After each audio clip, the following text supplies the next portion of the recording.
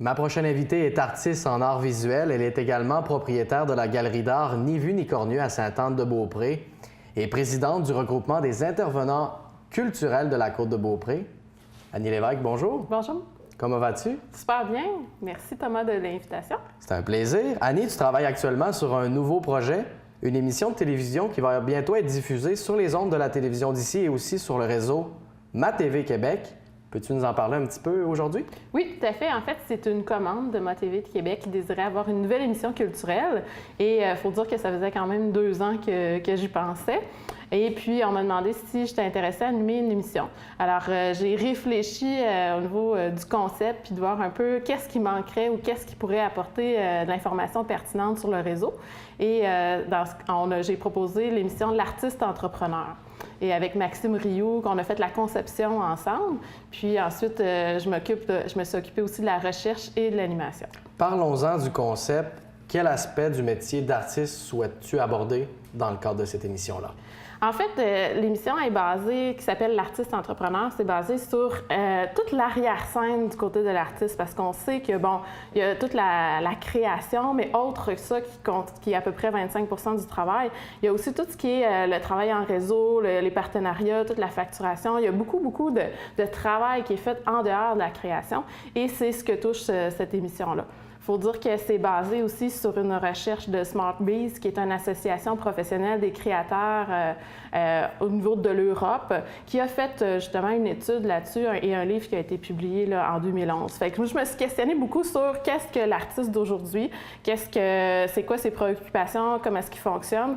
Puis on a créé cette émission-là, l'Artiste Entrepreneur. Animer une émission de télévision, c'est quelque chose de nouveau dans ta vie. Comment ça se passe pour toi jusqu'à présent?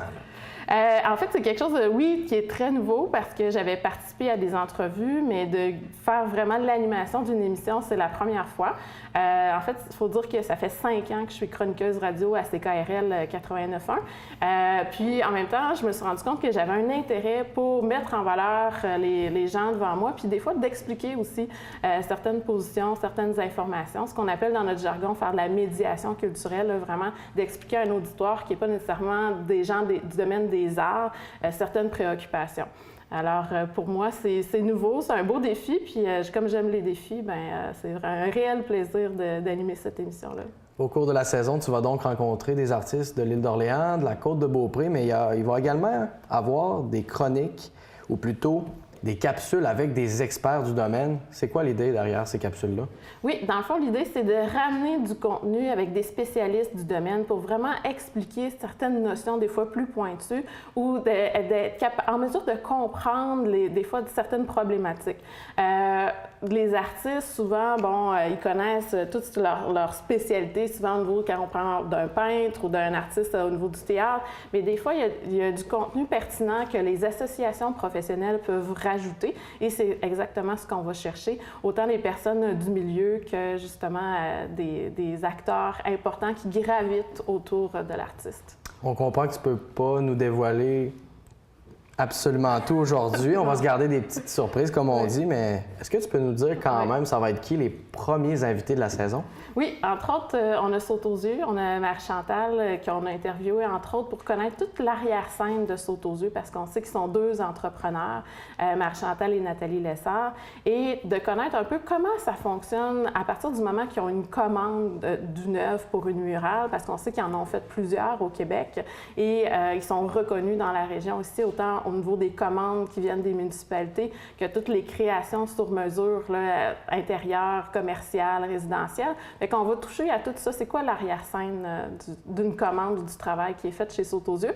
Puis on a interviewé aussi Sophie Ouellette, qui est une artiste qui expose ici chez Ni Vu Ni Cornu, qui est vraiment une artiste entrepreneur qui autogère sa carrière en entier. Elle expose dans plusieurs galeries, entre autres au Québec, en Ontario, puis maintenant à Shanghai. Fait qu'on va aborder un peu comment est-ce qu'elle a fait ça, comment est-ce qu'elle gère sa carrière, c'est quoi ses préoccupations, ses défis. Puis, en fait, on touche autant au niveau des arts visuels, les métiers d'art, le théâtre, la photographie, donc avec Michel Thibert, qui est un photographe de Beaupré, qu'on a peu vu ici dans la région, Fait que justement, on aborde avec lui ces défis. Il se considère vraiment comme un photographe aventurier, fait qu'on touche à plusieurs sphères là, de comment est-ce qu'il fonctionne pour faire ses photographies, puis tout ce qui est la diffusion de son travail aussi. Ça s'annonce très intéressant pour les gens qui sont intéressés à la maison. Quand est-ce que ça va commencer, les diffusions de l'artiste entrepreneur? Oui, ça va commencer le 21 mai, donc c'est à chaque semaine. Les émissions vont être diffusées, bon, c'est comme tu l'as dit tantôt, Thomas, à la télévision d'ici, puis à MaTV Québec, et aussi, en fait, sur les réseaux sociaux, sur la chaîne YouTube de la télévision. Puis on va faire aussi des petits pop-up sur Facebook, puis les réseaux sociaux pour interpeller les gens, les inciter aussi à commenter justement chacune des émissions. C'est la première saison, mais on planche déjà éventuellement sur une deuxième et une troisième édition pour creuser un peu plus le sujet puis être capable de donner plus d'informations. Annie, merci beaucoup d'être passée nous en parler cet après-midi. C'est un plaisir. Merci Thomas.